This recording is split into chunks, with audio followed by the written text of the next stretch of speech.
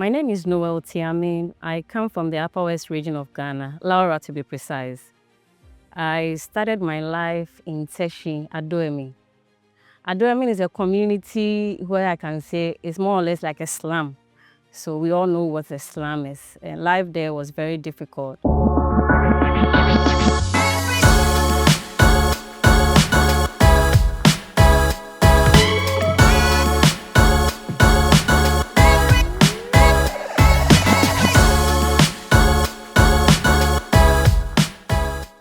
My parents, who are both late now, my dad was a farmer, my mom was a trader. She brews pito.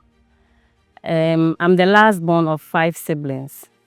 I started my basic education at Krobo 1. Krobo 1 is a public school. I did a few years, and then my older brother, I must say he's a pace setter. He took me out from there to Future Graduate. That was like a private school. Then just after a year, he said, no, you have to go to a better school. So they made a few inquiries, he together with my elder sister, to choose between Soul Clinic and then Datus. So way back in 2000, if you attend Datus, then you should know that you have something in your pocket. But then I was a nobody because my parents, my mom was a trader, my dad was a security personnel, and then he also does farming on the side. So it's not a school that we could afford. But then my brother said, no, you go to that school. So I got Datus. It was a boarding house. So I went there. A year into the school, I lost my dad. I was informed and I came back home. Then they did the funeral and everything. I went back to school. After completion, I gained admission to Afam Senior High School.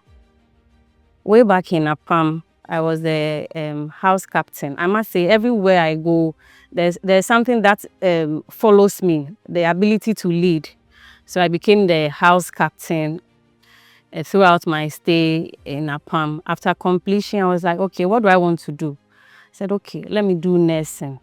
But after that time, my dad was late. My mom too is not somebody who had the means. Like she brews pito. And even way back in SS, after that time, she had stopped brewing the pito because she wasn't well. She was hypertensive and had a little bit of cardio issues, like issues with the heart. So, but my siblings, I must say, have been very, very helpful, most especially my elder brother, whose name is Felix Zari Tiamin. In my language, when we say Zari, it's like get up and lead. So I referred to him earlier as a pace setter. He made life so comfortable for me, for my other siblings, and then I'm so grateful for that. So I applied to the university. I actually had 16 to the university, but some way, somehow, I didn't get admission to do nursing in the university. And I said, okay, let me apply to the nursing training, the government nursing training. So I actually bought the form for the university and the government nursing training. But then all 3 disappointed me. So then I was worried, I was sad. And then my brother spoke to my older sister who said, okay, one of her friend's sister attends a private nursing school. So she's going to make inquiries and then bring back the feedback. So she went to Nabita to do the inquiries, took my results. Then they said, okay, why not? They will admit me. So some people were like, oh, don't go to private nursing school. If you finish, you'll not get a job and all that. I said, okay, I'll also not stay in the house for 1 year. I'll still go to school. So I went to school. It was amazing. I met a lot of friends who till date I work with, and they've been so good to me. My brother, same person, Felix, paid the school fees throughout my Nabita first year, second year, third year. I didn't lack anything. All my friends who know me knows that I always have nice things around me. If it's tablet, I have it. If it's a phone, I have it. If it's nice sneakers, I have it. Everything I needed to ease my life on campus, I had it. We lived in Session, but then I was in the hostel in Tema. The Nabita is located in Tema. Life was so comfortable, and everywhere I go, I want to mention the name of my brother, Felix Tiamin. In addition to my other brothers and then sisters, they've been so grateful. I have never felt what poverty really looks like. The pace setter in my family, that's my brother, Felix, actually was into electrical engineering, yes. And then aside that too, he used to repair bicycle. Till date, if you go to where we grew up, Adremi, and then you see my face, They will go like, is your brother not Sakura? Is it because we look alike? And due to the work that he did, he knew a lot of people. And lo and behold, he had a chance to travel abroad. A year after the school, my brother filed for me to join him abroad.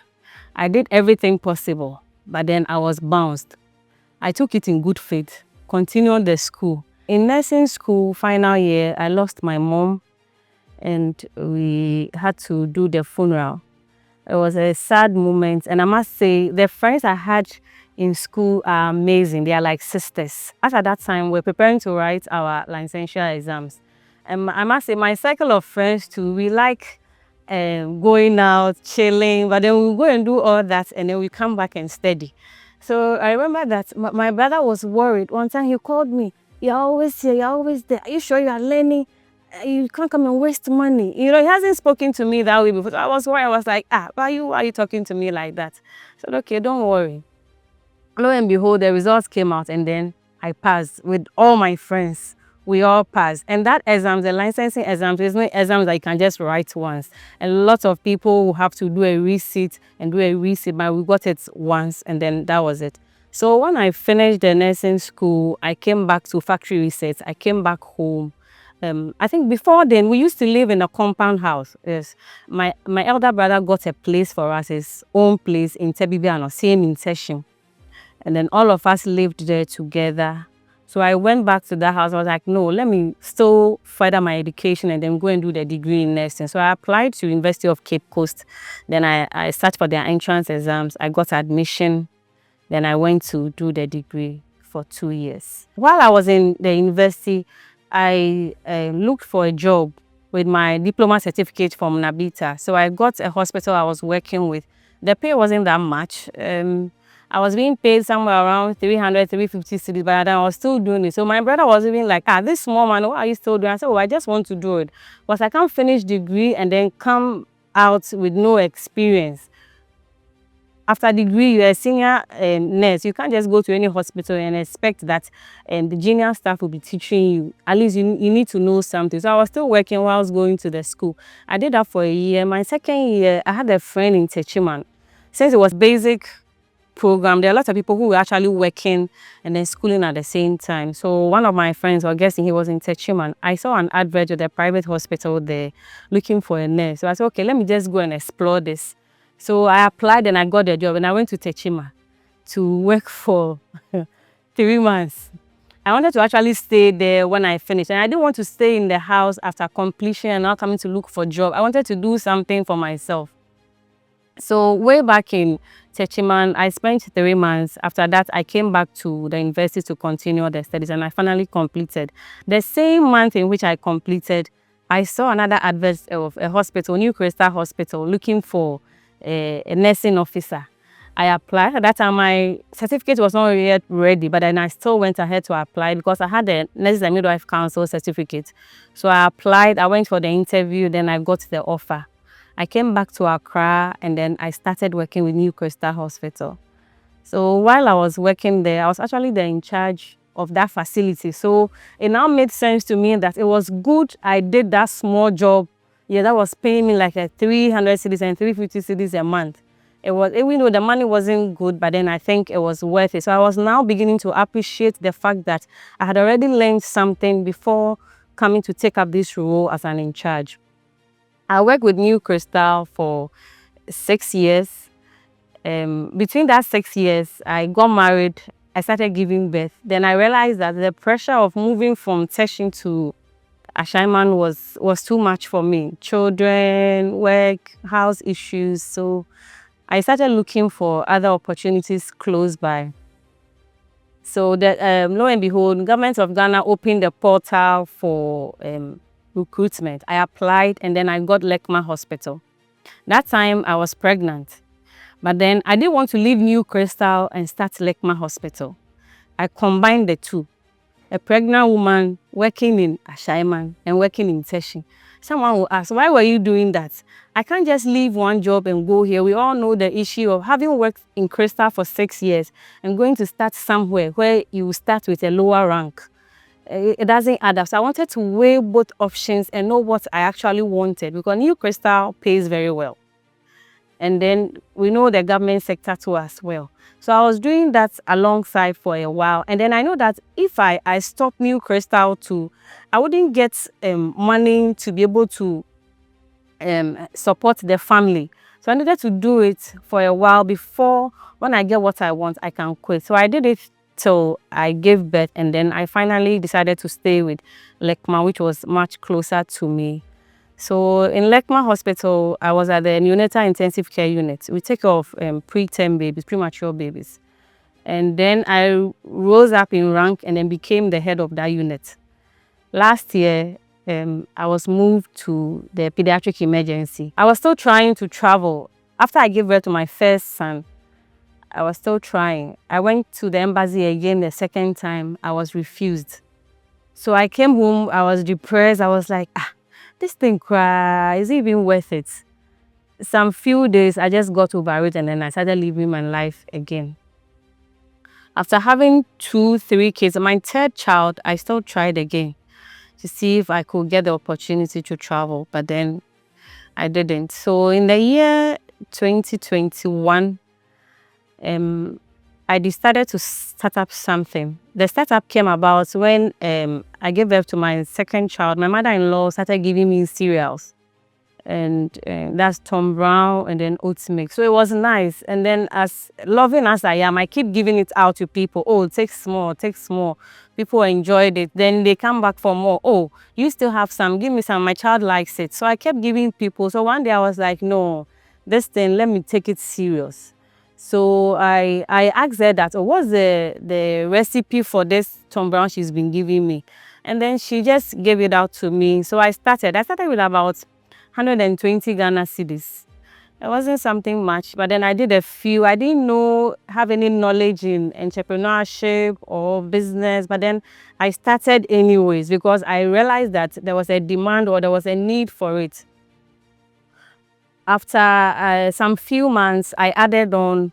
Then after about a year, I added other products as well. And it's the same mother-in-law. After the cereals picked up, I wanted to do Hausa cocoa. So I spoke to her again that Hausa cocoa, don't you know somebody who does? And she said, oh, there's this lady who did cocoa for them during a funeral she attended in Cape Coast. So she will ask her so that she can guide me.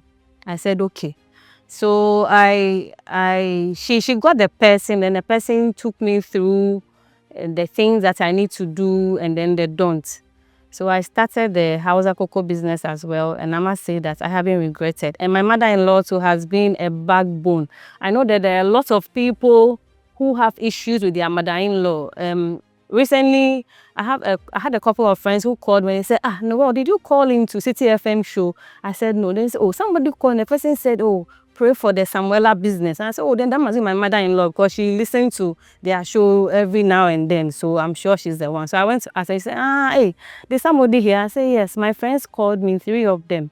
They said, okay, I'm the one. So my mother-in-law has been very supportive. And then wherever she is, I pray that God will continue to bless her. God will give her long life, and whatever she desires that I become, it should be it. When I started the Tom Brown, I did 2 different flavors at a time. That was SamWellaCereal mix and then a SamWella oats mix. So after about 3 or 4 months, I added Ekwek Baby and then Oblayo. And after that is when I brought in the Hausa cocoa. My first line of customers were my friends and family. Then I used to advertise a lot on my status. Then I tell people, oh, please post my products on your status for me. Some of them do, some of them say, okay, I'll do, but then they don't end up doing it anyways. But then it doesn't deter me from asking them the next time around. I still keep on asking, oh, please post for me, please do this for me. And I remember when I started I didn't know anything about social media advertisements. So I relied on friends and family. I had this colleague I was working with at New Crystal, Mabel. So she's this social media freak. So she does videos for me, and then she will post on her stats. If I wanted to do a particular thing too, I explained to her, oh, maybe I want you to do this for me. Can you do it for me? She said yes. Then she does it. Fast forward, there was a lady too at my workplace, Lekman Hospital. Deborah Kabute. She's also good with social media.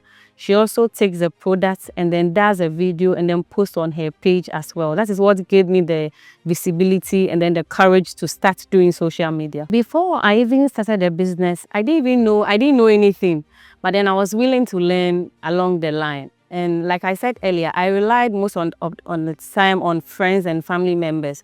So if I need something, even designing on my labels, I speak to a friend, a family member to help me, because I didn't have the money to do it big as at that time. But then I wanted to do something. And then purchasing raw materials, because I started small, I buy them as and when I need them from a shop nearby. It was recently that I started buying in bulk, in sacks to store so that I can use as and when I need them. In terms of regulations, I knew about FDA as soon as I started a business. Because of my professional background, I knew that handling food is not easy. You need to be extra careful. You need to put in certain measures. You need to abide by regulations. So I knew about FDA. However, I brought out the product some few months before I went to the FDA to do the necessary documentations. Initially, before I wanted to go to FDA, I was scared. I was tense. I was like, hey, I don't have any proper place that I do my production. So when they disqualify me, I'm working from home. I work from my kitchen. Why am I even going to FDA? But then I still went. And then when they came to my house for the inspection, I asked them that, do people really work from their home? And he said, yes, a lot of people work from home. If they don't allow people to work from home, how can they bridge the poverty gap? They will not be able to do that. It's not everybody who have the money to put out a factory or have a warehouse before he or she can start. Some people have to start from their kitchen. What matters is the place has to be neat and you have to follow their laid down regulations. Starting my life, entrepreneurship wasn't even part of the dream. It wasn't part of the journey. But somewhere along the line, as we learn and unlearn. So I saw the need for the product that I was actually giving out for free, and I took advantage. One of the challenges that has to do with made in Ghana product has to do with visibility. No shop, let me just say, just a few shops that will display your products in front of their shelves. When you enter most of these big supermarkets, all you have there is the foreign brands. They are the ones that you see in front. The made in Ghana ones are in one corner or maybe even in boxes. They are not being displayed well.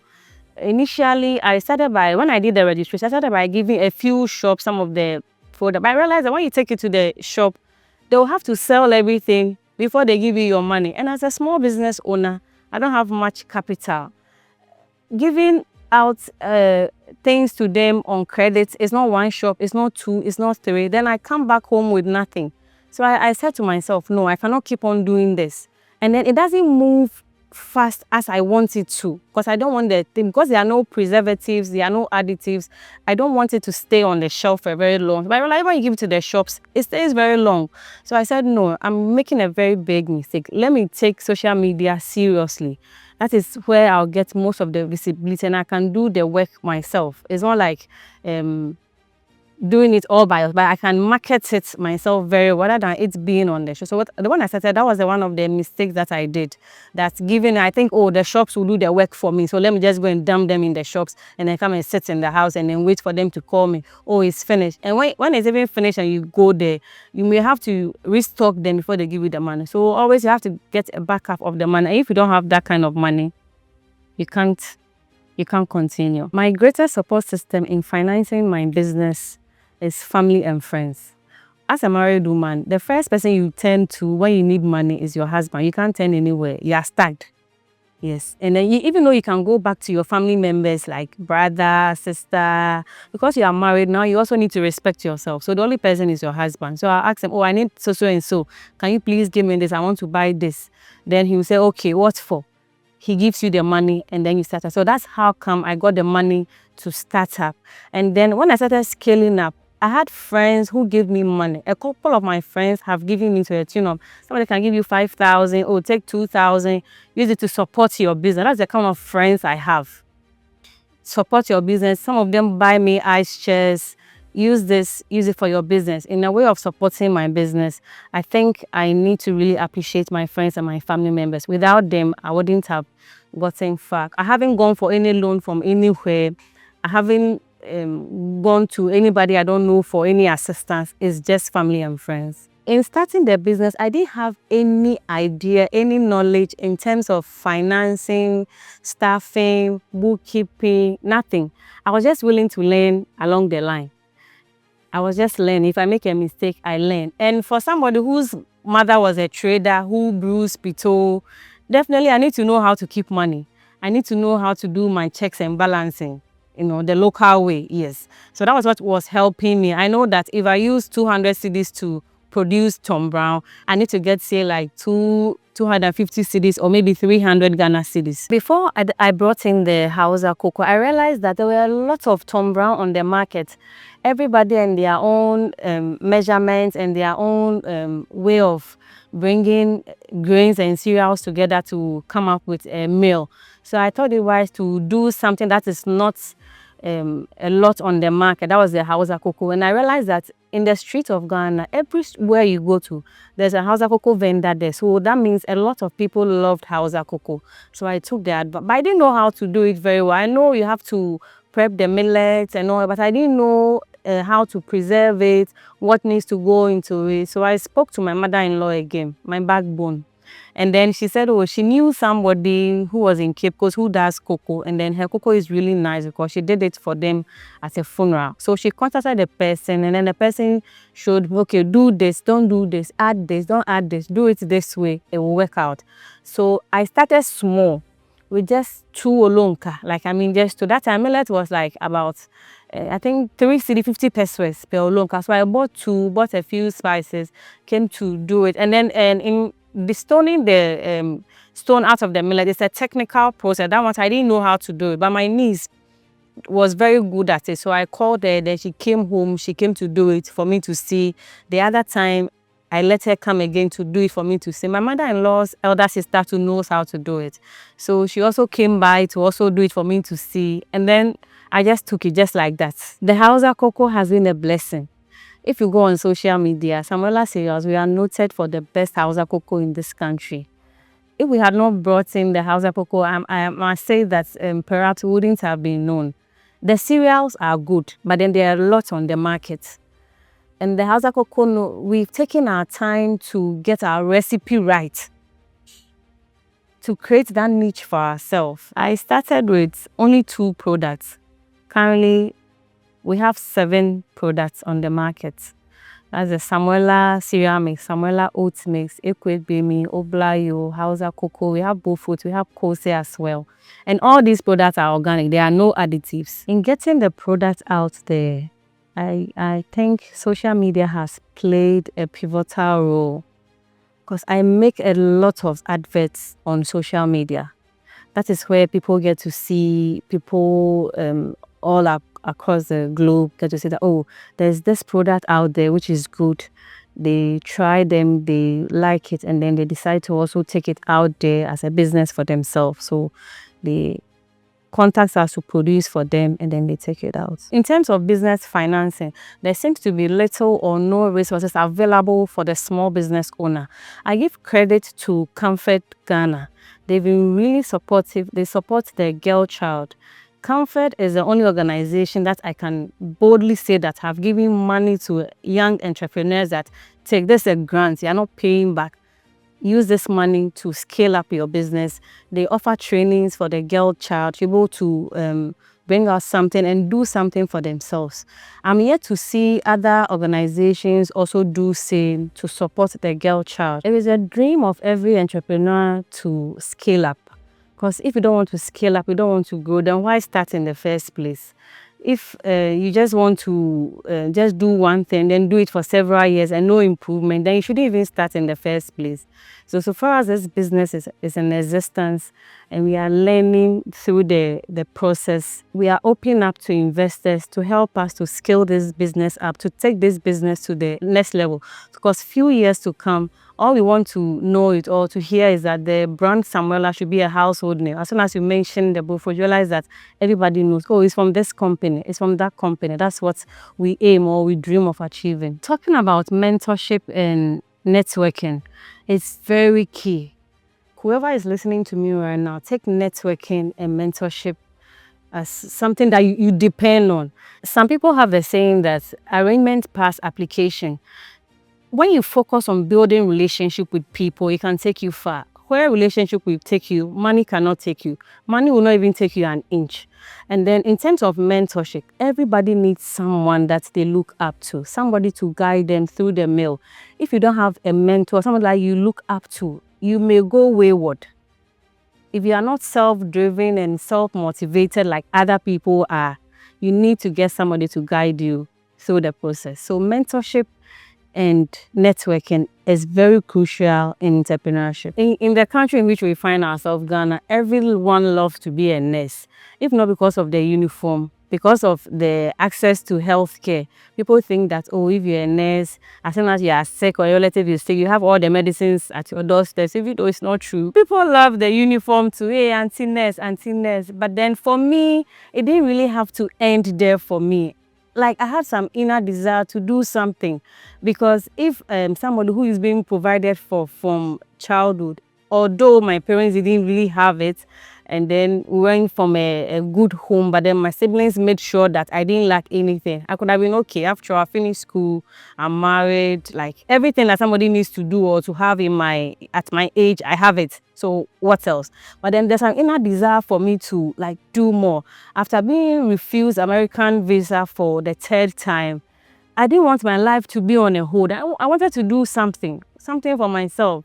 And I realized that I don't just want to be ordinary, like, oh, she's a nurse, oh, that's it. But then if I can't travel, my life should be meaningful here. I should be noted for something that, okay, this lady, hey, some of her mates are outside, they are making it, they work 1 hour and they get so and so dollars.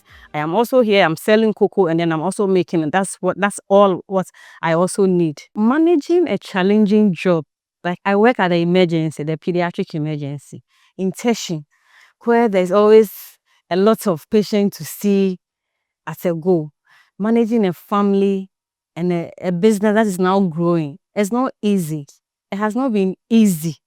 And like I always say, sometimes when people see me on social media doing videos, say, hey, you there, you have time, oh, you have time. I say, I don't have time, oh, but I make time for things that are valuable. I make time for things that I love.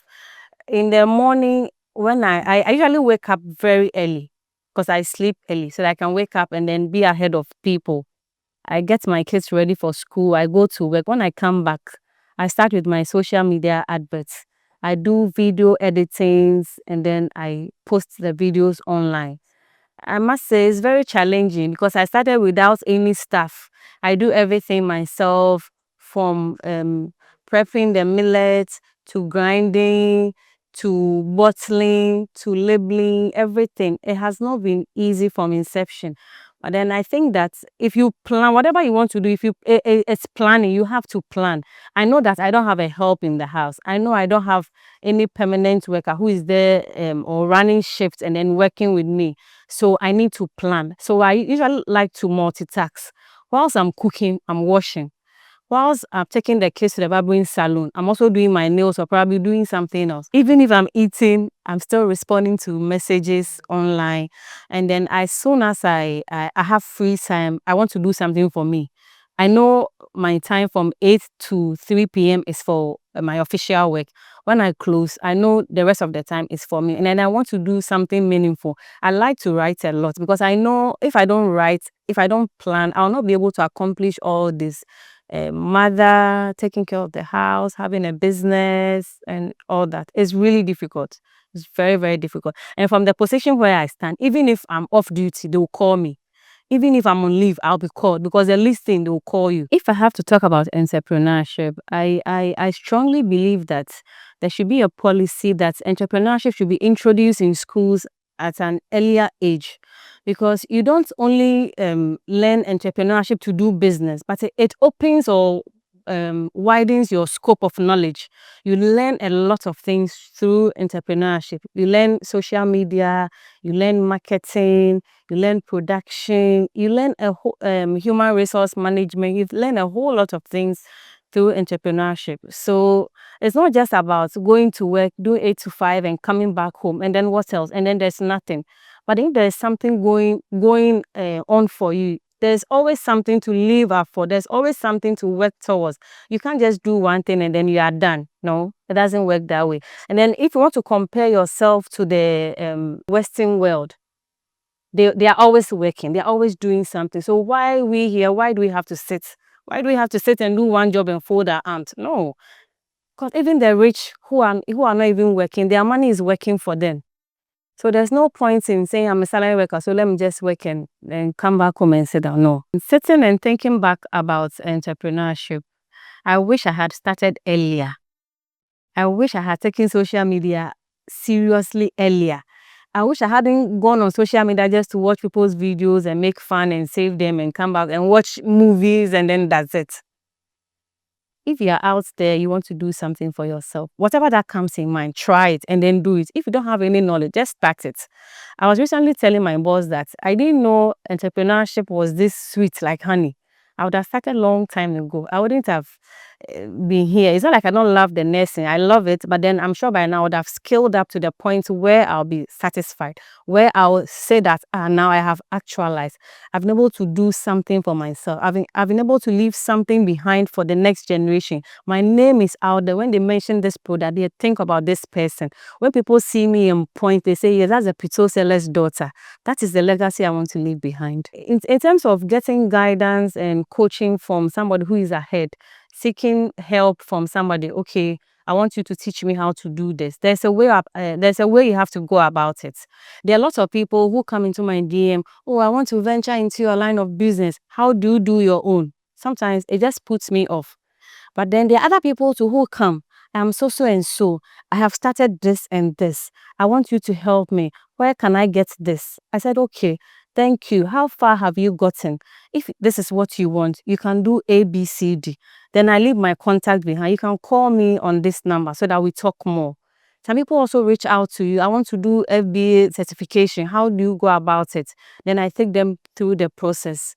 That way is fine and formal. But there are others too, because they've seen you in the limelight, they think you're making money, you're taking like you have a lot of money because you are doing that business. So they want to come and steal your idea, or they want you to tell them exactly how you do yours. But it doesn't work that way. If I put 2 cups of sugar in my cocoa, it doesn't mean you should also put 2 cups of sugar in your cocoa. Yours should be like a half or 1/2, so that I can there should be variety. You shouldn't try to copy or imitate people directly. You can learn from people, but for the people to teach you their recipe, if people were teaching their recipe, I'm sure KFC will not have been KFC. Coca-Cola will not be Coca-Cola. But then if the approach is good, there is a way to go about it. And then in mentoring young people, there's nothing wrong with it. If you mentor somebody and then the person grows up and mention your name, oh, because of so and so, I've been able to come this far. There's some fulfillment. For me as a nurse, when I'm able to save a child from dying, I come back home fulfilled. Even if I'm off duty and I'm being called to go and help, I'm very happy because I know that it's for a worthy cause. If I'm able to help a young girl to choose the right path, like I always say, there's 2 sides to everything that you do. To follow the right side in life and then make the right decision, I'll be very proud. Traveling to go and look for greener pastures is good. Whoever says abroad is not good may be telling you a big lie. The structures are there. The institutions are there to help you, to mentor you. But then ask yourself, is that what you want? Are you ready for it? What can you actually do for yourself while you wait for that opportunity? Some people have waited to get an American visa and their life is on a standstill, is on a halt. Some people have waited to travel to South Africa or UK and their life is on a halt. You can't bring your life to a halt because you haven't traveled. Recently, nurses were all traveling and going. So if you haven't gone, hey, this nurse is not serious, so she's still in this country. I am happy. At least my life is not wasting here. I am doing something. That is what matters.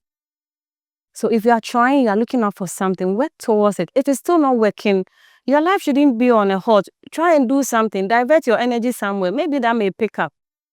There are lots of things that we can try our hands on. If you try and it's not working today, try tomorrow. I remember when in the course of the business, I wasn't so sure. I still wanted to travel for the 4th time, but now I didn't end up going for the interview actually. So I didn't want to register the rest of my products. I was like, this thing cry, maybe one day I'll just leave it and go. Why do I have to bother? I'm not even going to do it again. And then after that time too, I had already spent most of the money. But then I realized still things weren't going as I expected. So I said to myself, no, as for the traveling, one day we'll travel to learn.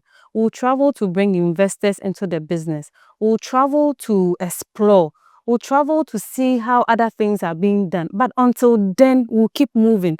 Until then, we'll keep doing something for ourselves. I must say that if I had an entrepreneur who held my hand from the onset, and really taught me the pros and cons in marketing or in business, I'm sure I would have gotten far.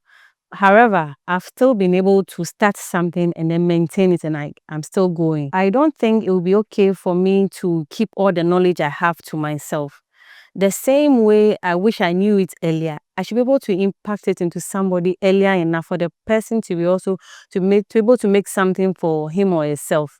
And there's a lot of blessing in that. When people sit somewhere and they mention your name and they say, because of so and so person, I am where I am today. Like the way I'm mentioning my elder brother's name, I'm mentioning my in-laws' name, I'm mentioning my friends and my husband's name. There's more joy and then there's more blessing in it. As humans, we get fulfillment from some of these things. It's not always money. It's not always something big, but then the little things that we do for humanity, that is where the blessings come from. My name is Nowell. I'm a nurse by profession. My business name is SamWellaCereals. We are all over social media. We are on TikTok as She Nursepreneur, the nurse entrepreneur. We are on Instagram as SamWellaCereals. We are on Facebook as SamWellaCereals. There's one reason why you should buy from us. Our products are organic. They are not genetically modified. There are no additives. There are lots of sicknesses and diseases coming out as a result of eating GM foods. And SamWellaCereals, we assure you that when you buy our food, it's organic, nothing added at all. You can find our products at Petrosol, the Spintex branch, and Pro-Life Pharmacy, also on the Lekman Hospital Road. We also do nationwide delivery services. Wherever you are, we'll get you the product. You can reach us on 025 666 5189. 025 666 5189.